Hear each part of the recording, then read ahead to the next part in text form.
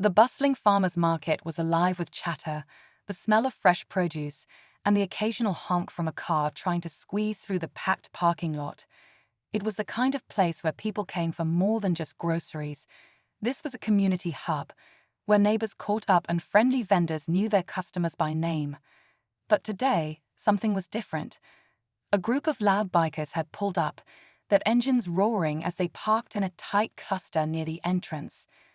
Their leather jackets bore an insignia that made some people uneasy, and their rough laughter cut through the usual friendly conversations. At the center of it all was a man who stood out, not just because of his sheer size, but because of the quiet, unshakable presence he carried. He was a giant, towering over most of the other shoppers, his broad shoulders making even the heaviest sacks of potatoes look like nothing as he carried them. He wasn't flashy or loud, but there was something about him that made people instinctively step aside. His name was Jack, a farmer who had settled into the peaceful countryside after years of serving his country. What most people didn't know, however, was that Jack was no ordinary man. He was a retired Delta Force commander, a warrior who had faced some of the most dangerous missions imaginable. But he wasn't here to fight. He was here for a quiet life, tending to his crops and enjoying the simple things. The bikers didn't care about any of that.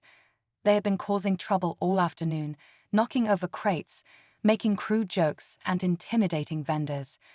When one of them decided to shove an elderly man aside to snatch up the last batch of fresh apples, Jack had seen enough. He took a slow step forward, his expression calm but firm.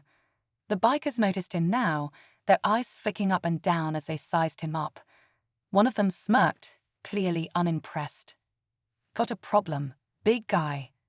The leader sneered, crossing his arms. Jack didn't answer right away. He simply looked at them, his steady gaze meeting each of theirs in turn. The air around them seemed to shift, the light-hearted chaos of the market fading into a tense silence. People had stopped moving, watching, waiting. The bikers didn't realize it yet, but they had just made the biggest mistake of their lives. Jack remained still, his towering frame steady as a rock. His expression was unreadable, but there was something in his eyes, a quiet confidence that made the leader of the bikers hesitate for just a second. It was brief, barely noticeable, but Jack caught it. He had seen that look before. It was the flicker of uncertainty that crept into a man's face when he realized he might have miscalculated. The market had gone eerily quiet. Vendors who had been chatting just moments ago now stood frozen, their hands gripping their stalls as if bracing for what might come next. Some of the shoppers had already started edging away, pretending to be interested in produce, but keeping their eyes locked on Jack and the bikers. Jack finally spoke, his voice calm but firm. "You're causing trouble," he said simply, his tone carrying no threat, no challenge, just a statement of fact. The biker leader, a man with a scruffy beard and a worn leather jacket, scoffed. "So what? You the market police or something?" He laughed, glancing at his crew, expecting them to join in. A few did, but their laughter was forced, uneasy. Jack didn't respond right away. He had learned long ago that silence could be just as powerful as words. Instead, he let the tension hang in the air, his steady gaze never leaving the leader's face. He could see it now. This man was used to getting his way, used to people backing down, used to fear controlling the room. But Jack wasn't afraid. He had faced things far worse than a group of bikers in a farmer's market. One of the younger bikers, restless from the silence, stepped forward and shoved Jack's shoulder. It was a hard push, but Jack barely moved. The kid stepped back, blinking in surprise. Jack sighed, shaking his head slightly, not in anger, but in disappointment. He had hoped they'd take the hint, walk away, leave the people here in peace. But it seemed they needed another reminder of why picking the wrong fight could be a costly mistake. A vendor, an elderly man who had known Jack for years, suddenly spoke up. "You boys don't know who you're messing with," he said, his voice wary but steady. "This man's seen more than you can imagine." The biker leader raised an eyebrow. "That's so," he said, smirking. "And what exactly makes him so special?" Jack didn't answer. He didn't have to. The answer would come soon enough. The smirk on the biker leader's face widened as he crossed his arms, waiting for an answer that never came. The silence from Jack was starting to get under his skin. People like Jack, calm, steady, unaffected, always bothered men like him. He thrived on intimidation, on getting under people's skin, making them flinch. But this man wasn't reacting the way he expected, and that made him uneasy. One of the other bikers, a lanky guy with a snake tattoo on his neck, leaned in and muttered something under his breath. The leader scoffed but didn't take his eyes off Jack. "What, you got a reputation around here or something?" he asked, his tone still cocky, with an edge of curiosity now. Jack finally spoke, his voice even. "I'm just a farmer." A few people in the crowd exchanged glances, and the elderly vendor from before let out a quiet chuckle. It wasn't a mocking laugh, but something knowing, as if he had heard this before. The bikers didn't understand what was so funny, and that only made them more frustrated. "Yeah," the leader said, tilting his head. "Then why's everyone acting like you're something more?" Jack looked at him for a long moment, then turned his attention to the market stall beside him. The vendor, a woman in her 60s, had been gripping the edge of her table so tightly her knuckles were white. Jack reached over and calmly adjusted a few bags of vegetables that had been knocked over earlier, as if nothing unusual was happening. The leader clenched his jaw. He didn't like being ignored. "Hey, I'm talking to you, big guy." Jack's hand stilled for a brief second before he resumed what he was doing. "And I heard you," he said without looking up. The biker took a step closer, now just inches away. The air between them was thick with tension. The rest of the bikers had quieted, sensing something was about to happen. Then, another voice cut through the moment. "I'd leave it alone if I were you." The biker leader turned his head slightly. A middle-aged man in a flannel shirt stood near one of the other stalls, arms crossed. He was a local, one of the regulars who knew the truth about Jack. His warning wasn't a threat, it was advice. But the bikers weren't the type to take advice. The leader smirked again. "Or what?" Jack finally looked up. This time, there was something new in his eyes. A flicker of something the bikers didn't recognize yet, but they would soon. The leader of the bikers let out a short laugh, shaking his head as if he couldn't believe what was happening. He had walked into this market expecting an easy afternoon, maybe rough up a few vendors, get what he wanted without paying, remind the locals who was in charge. But now, for some reason, this one man was standing in his way. And worse, he wasn't reacting the way most people did. No fear, no backing down, just silence, steady and unshaken. The leader's fingers twitched at his side. He had a decision to make. He could let it go, walk away, keep his pride intact and find trouble somewhere else. But something about Jack, the way he carried himself, the way the entire market seemed to be waiting, holding its breath, made him want to push just a little harder. He needed to wipe that calm look off the man's face. "You know," the leader said, voice dripping with amusement, "I don't like being ignored." Jack held his gaze, still not saying a word. The leader's smirk faded. "Maybe you didn't hear me," he continued, his voice lowering. "When I talk, I expect people to listen." He took another step forward. Close now, too close. The crowd was completely still, frozen between curiosity and fear. Some people had inched backward, ready to run if things turned ugly. Others were rooted in place, waiting to see what would happen. The younger biker, the one who had shoved Jack earlier, looked around uneasily. "Maybe we should just..." The leader cut him off with a sharp look. His pride was on the line now. He wasn't about to back down. "You think you're some kind of tough guy, huh?" he said, his voice just above a whisper. "You don't look so tough to me." Jack finally moved. Slowly, deliberately, he set down the bag of vegetables he had been holding. He straightened, rolling his shoulders slightly, and took a step forward. The leader stiffened, the cocky grin flickering for just a second. Jack's voice was quiet, but it carried. "You don't want to do this." For the first time, real hesitation flashed in the leader's eyes. It was only for a heartbeat, but Jack caught it. So did the crowd. The people who knew Jack, who knew his past, recognized the shift in the air. The leader's jaw clenched. He had to do something now. He couldn't back down, not in front of his crew, not in front of these people. His fingers curled into fists. Jack just watched him, calm, waiting. The moment of decision had arrived. The leader's fists clenched tighter, his knuckles whitening as he took a deep breath. He was stuck now. If he backed down, he'd look weak in front of his crew. If he pushed forward, something in his gut told him he might regret it. But pride was a dangerous thing, and right now, it was making all the decisions for him. Just as he shifted his weight, preparing to make his move, the sharp blare of sirens cut through the thick tension. The flashing red and blue lights reflected off the market stalls, and a sheriff's cruiser rolled up, tires crunching against the gravel lot. The crowd exhaled all at once, the fear shifting into relief.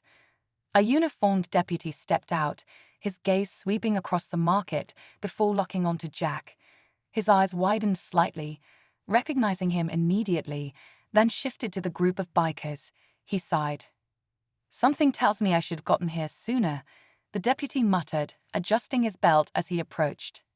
The biker leader's posture stiffened, but his smirk returned, though weaker this time. "Officer," he greeted smoothly, stepping back just slightly. "We were just having a friendly chat." The deputy wasn't buying it.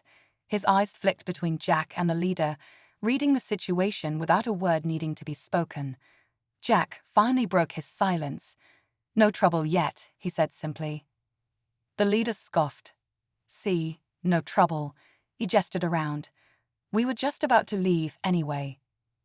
But just as he turned to his crew, another voice rang out, one that made everyone freeze. "That's them. That's the crew that tore up my place last week." Heads turned as an older man in an apron stepped forward, his face red with anger. He owned a small diner on the edge of town, and his shaky finger was pointed straight at the bikers. "They busted up my chairs, scared off my customers, and didn't pay a dime for their food." The deputy's expression darkened. "That true?" he asked, his tone all business now. The leader's smirk vanished. "That's a lie." The diner owner took another step forward. "I got security footage." The deputy's grip tightened on his belt. "Then I think we need to have a little conversation down at the station." The crowd murmured, the energy shifting again.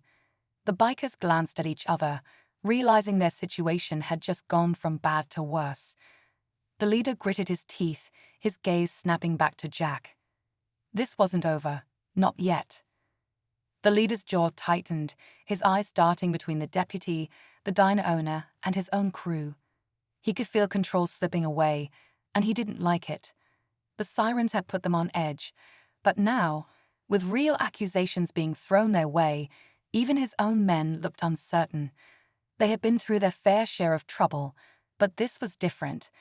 This wasn't just some locals pushing back, this was law. Still, the leader wasn't ready to accept defeat. He took a step toward the deputy, raising his hands slightly. "All right, hold on," he said, forcing a laugh. "There's no need to get all worked up over some misunderstanding. Maybe my boys got a little rowdy at the diner, but we didn't do anything serious. We'll pay the guy back if that's what he wants."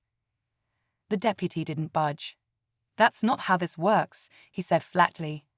"You're coming with me, all of you." The other bikers shifted uncomfortably, exchanging uneasy glances. One of them, the younger guy who had shoved Jack earlier, cleared his throat. "Boss, maybe we should just..." But before he could finish, the leader's patience snapped. "Shut up," he hissed, his temper finally boiling over. The mask of confidence cracked, revealing the desperation underneath. He spun back toward Jack, his face twisted in frustration. "This is your fault," he spat. "You think you're some kind of hero." Jack didn't move. He just held the leader's gaze, unshaken.